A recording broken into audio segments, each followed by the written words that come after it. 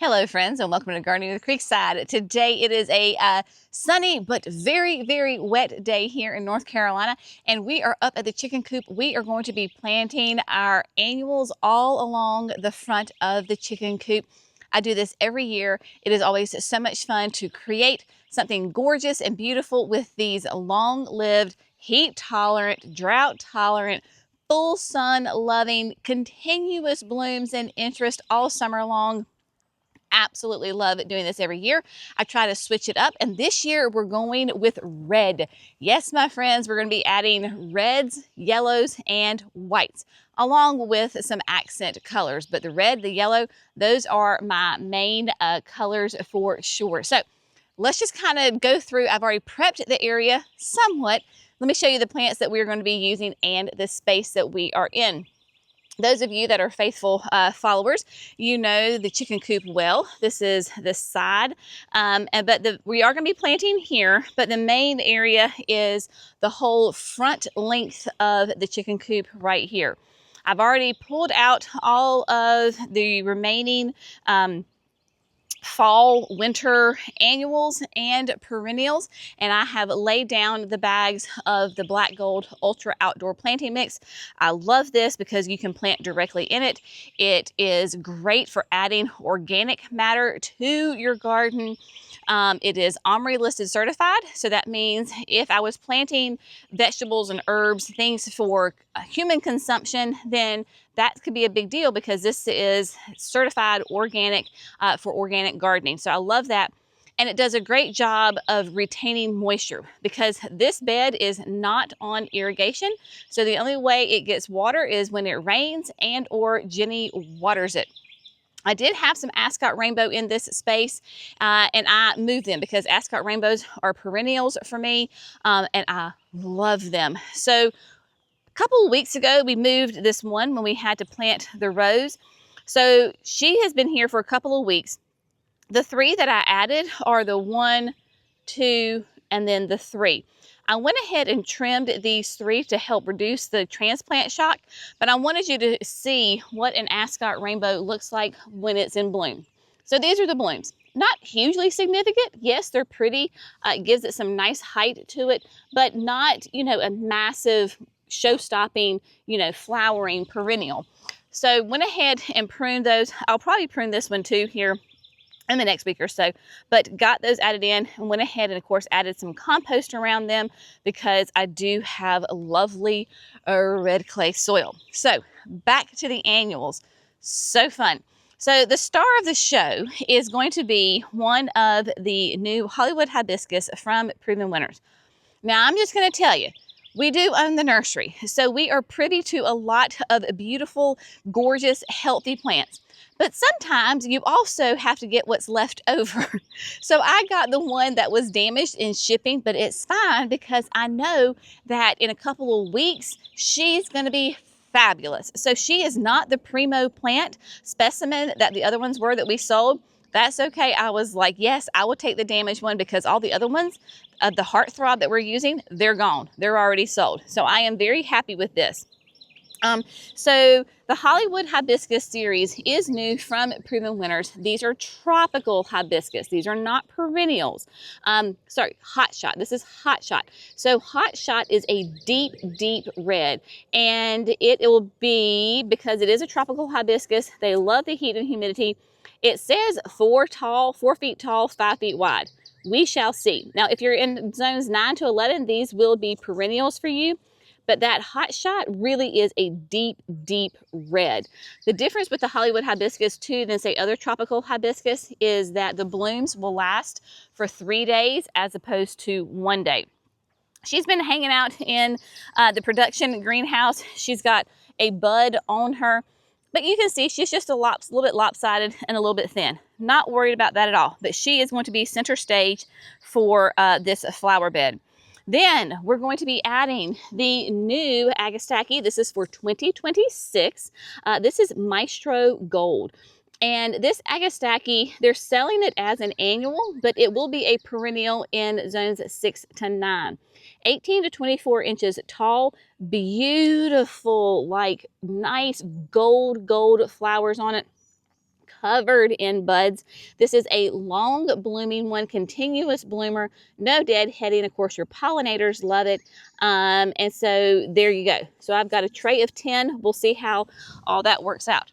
Then for my Papa White, you know I got to have some of the Mini Vista White, because the idea is that I am going to alternate the Mini Vista White with Mini Vista Scarlet.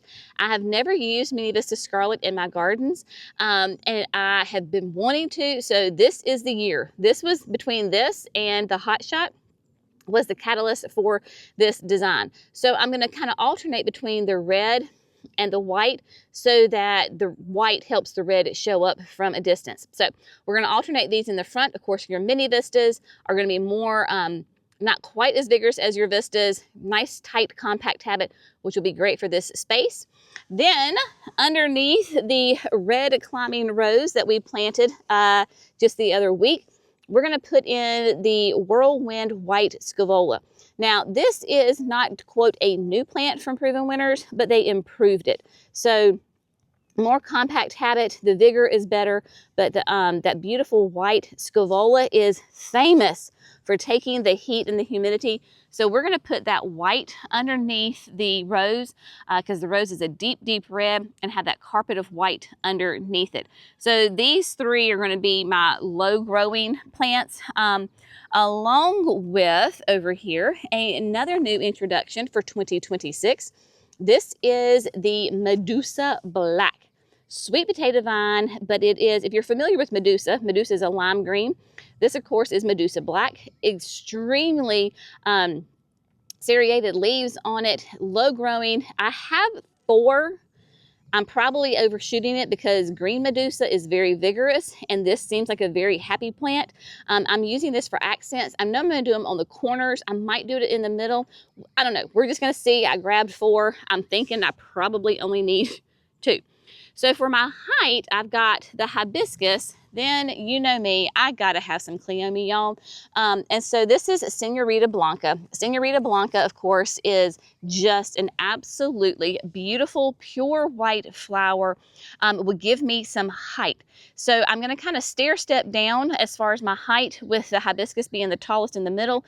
Then the Cleome is going to be next. And then I've got 2 of the skyrocket grasses back here as well. Skyrocket is that beautiful green and white variegated grass.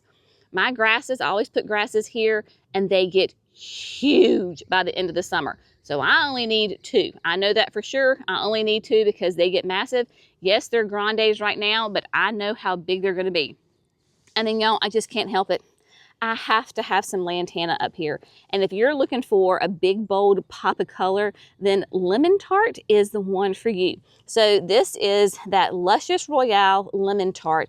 Y'all, it's probably one of my favorite lantanas because it just stays this pure, bright, I call it big bird yellow blooms on it.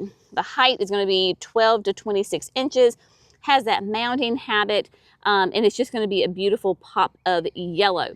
So I also have my supplies. Of course, Biotone. I always put Biotone down. That's that starter fertilizer for great root growth, which is so important, especially if you have a full sun area and no irrigation. You need strong roots. I've got the continuous release fertilizer. We will sprinkle that down. That way I'm not going to have to be up here water-soluble fertilizing a bunch. Of course, my gloves. I always have gloves because otherwise my hands get torn up. So I got my gloves. And then my cushy kneeling pad because 1, help protect the knees, and then 2, like I said, we got tons of rain last night, and the ground is soaking wet, and I don't want my knees to be soaking wet. So what I'm going to do is I'm going to come through and just tear open the bags and lay them out, like spread them out. Come back with my Biotone, the starter fertilizer, not the starter fertilizer, well, the Biotone is a starter fertilizer. Put that down, and then the Proven Winner continuous release, and go ahead and place the plants out. And then I'll meet you back here, explain my design, then we'll get them planted, then we'll go from there. Yeah, lots of fun things happening here at the chicken coop.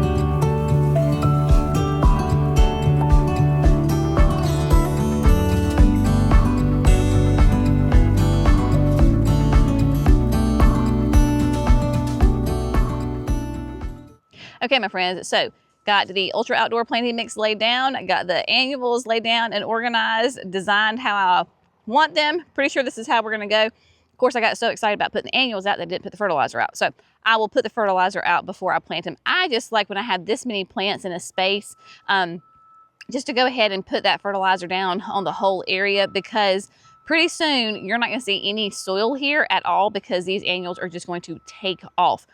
If they were more spread out, then that's when I add to the individual hole. But when I'm doing a mass planting like this, I just find it the easiest, the quickest, just to go ahead and mass fertilize. So I will do that before I plant them. So let's talk about the design right quick. You're gonna have to use your imagination, y'all, and use that gardener's eye and envision it long term. Okay, so I think we can see just about everything here. One, I will move the landscape lighting. It is solar lights from HoseLink. It's the best thing ever, y'all. They're just stakes, so don't freak out that this lights are behind something tall. I will move them. It's okay. But dead center, we have the hot shot. Then next to that, we have, and they're balanced on each side, so we're just gonna go over on one side. So the hot shot is the tallest. Then we have the two Senorita Blanca Cleome. Then we kind of step down and have a little a mound of the lantana. I'm gonna plant two kind of as one, so it makes a nice big mound. And then to put on the end, kind of anchor as far as height, is that skyrocket grass. And then yes, I finally just decided to do one of the Medusa sweet potato vines. One will be plenty. And then I just came through, oh yes, sorry, the Maestro Gold. So the Maestro Gold, we're gonna plant those two together as well. And so we're gonna have just a nice big, kind of big pop of yellow there as well. So we have the two yellows. We just have the Maestro and the Lemon Tart. And so I think that will be nice. We're gonna figure this out. And because these are new plants, I don't know how they're gonna grow. So that's why I'm doing that. I did bring the Maestro Gold forward some, so they're not in a straight line with that Cleome, because otherwise the Cleome really would swallow it whole. And then I just simply alternated between the scarlet and the white mini vistas all the way down. I knew that I wanted to put the white with the hot shot because I'm not sure if I put the red on red, how that would do. So I started with the white and then just went down and alternated back and forth. There are three of the whites in front of the hot shot, but then going all the way down, I put them in groups of two. So that kind of gives you the idea. So everything, like literally y'all, by the end of the season, it is going, like the plants are going to be up here. Like they're going to be really full and then spilling over in the front. I do this, one, because it's pretty, and two, because it gives the girls a bit of more shade in the afternoon, because the sun sets directly behind me, and so the late afternoon shines in this way. Now, they're always in the shade because of the roof of the chicken coop, right? So they're never in full, complete sun. They always have plenty of shade to go to. But if we can give them even more of a break in that hot afternoon sun, then that's what I want to do. Because we are North Carolina, a Zone 8A, I don't ever have to worry about my chickens getting too cold in the winter. I have to worry about my chickens getting too hot in the summer. The Lord gave them tons of feathers. They are nice and toasty here in North Carolina. That is not a problem in the wintertime. It is that they have all those beautiful fluffy feathers, and then in the summertime with the heat and the humidity, they can get really hot. And so I try to give them as much shade as possible, but not block any of the air circulation. So that kind of gives you an idea of my thinking. The girls are having quite fun. I don't know if you can see the buff right here. I promise she's not having a seizure. She's just taking a dust bath. So if you've never seen a chicken take a dust bath, it can be kind of unnerving because you think, oh my gosh, she's having a seizure and she's dying. She's not. This is how they keep themselves clean. So she's in there taking a dust bath.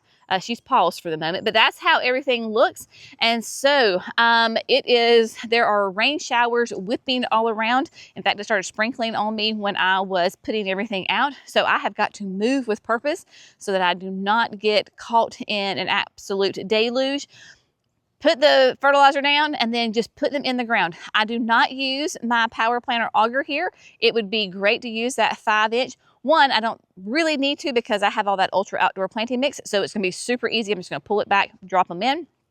Two, we've talked about this before, with the chicken coop, I have a predator guard. Predator guard is coming out about 3 feet from the entire circumference of the chicken coop. So it is chicken wire that is attached to the base of the chicken coop and goes underground, and then we just have soil and mulch on top of it. That way, if predators try to come in and dig themselves in, a fox, a raccoon, a coyote, a wild dogs, whatever it may be, they can't get in. And so if I use my auger, that auger will catch that chicken wire and it'll just ruin everything. So I've got all this nice fluffy soil. The only one that might be a little problematic, of course, would be the 3-gallon.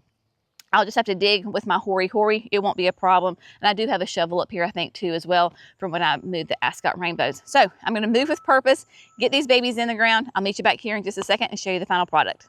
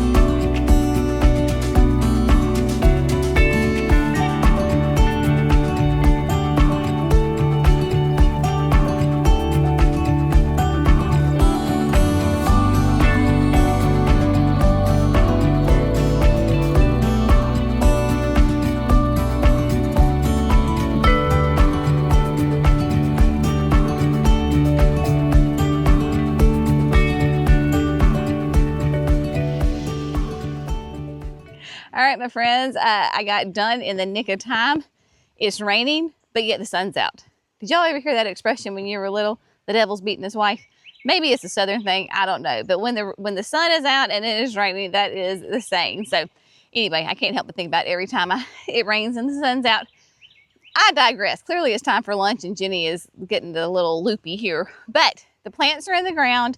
Everybody is snugged in. It's perfect timing. Obviously, I am not going to water anything because the rain's coming down. It is going to continue to rain off and on for this afternoon, and supposed to get some good rain, so they are going to be just fine. Also, I have to confess that I actually got done a little while ago, but I was going around and pulling weeds. And so I got 2 big bags full of weeds, and then the rain started. I was like, oh, I got to finish this video. So if I get wet, it's only my own. It's my own fault, but that's all right. So they are all in the ground, y'all, and I did not put the Daddy Pete on top of it because there really is no need. It looks pretty right, and before long, you're not going to be able to see any of this soil anyway. So it is just fine. But everybody is in, they're snugged, they are biotone, they have fertilizer on them. If you see that the slow release fertilizer is like little green pellets, I don't know if y'all can see that on the camera. I ran out of the Proven Winners, so I grabbed some of our Professional. So if you see green pellets, that's what it is. But everybody, I mean, it's just happy. I got the chickens in place. I just offset the lights a little bit, but I do love these solar lights from HoseLink because we've had them for almost 2 years now, and man, they work great. These are fun because these are the little pathway lights, and when somebody walks in front of it or there's movement in front of it, it'll get brighter for about 15 seconds and then it will dim. And I can see these from the house, and so at night, occasionally you'll see a light get brighter. And so I know somebody's critter, not a person, some critters up here walking around. But yeah, so the scarlets, love the scarlets. That Senorita Blanca Cleome, that new sweet Maestro Gold is going to be fantastic. Has a lovely fragrance. The foliage does. It just smells really good when you're handling it. And then, of course, that lovely pop of yellow from that luscious lemon tart. So fun. And then update the Goldilocks rocks. Remember, I made this container a couple weeks ago. And man, Is she not rocking? I mean, she gets her name, Goldilocks Rocks. Love these, and they are doing fantastic, and it goes with the whole theme here. And then I forgot to tell you, or show you rather, I put that white scavola in. So just kind of, the idea is just filling it in. It should form a carpet around here and do great. And then I had Megan was up here for a second, and so I had her help me. The rose is growing enough that I could start to get it to go towards the chicken coop. So I just got some little jute twine and then just tied it on there, just kind of gently pulling it towards the chicken coop. And then as it gets longer, taller, then I can attach it a little bit easier to the chicken wire. But yeah, it is going to be a fabulous, gorgeous summer. Everything is coming along so nicely. You might see that I have some of the chicken wire cloaks down periodically, kind of around places. Last year I bought the cloaks for rabbits because the rabbits were eating my stuff. This year I'm now using the cloaks to protect baby plants. So maybe, like, for example, right here, this is an echinacea. This is the sombrero adobe orange. And I have 3 of them. So 1, 2, and then 3. These 2 are coming back nice and strong and healthy. And then this one is, she's just little. So I put the cloaks on top of it, more so to keep the dog from stepping on them, or people from stepping on them. So you'll see those periodically around because those are like, they're little baby plants in there. And so their companions are growing quite nice and are nice and big while these guys are little. So just give them a little bit of a fighting chance while we can. And so, yeah, so the rain continues to fall. It's been a great day. It feels so nice to have this done. Cannot wait to see it fill in. Of course, we'll keep you updated on it. But Miss B and I are going to go in the house. She's a muddy mess, so she's going to have to get a thorough wipe down. She's looking at me. She's been running through the mud puddles. So we got to get her cleaned up before we go in the house for lunch. Y'all have an amazing day. We'll see you in the next video. Bye, friends.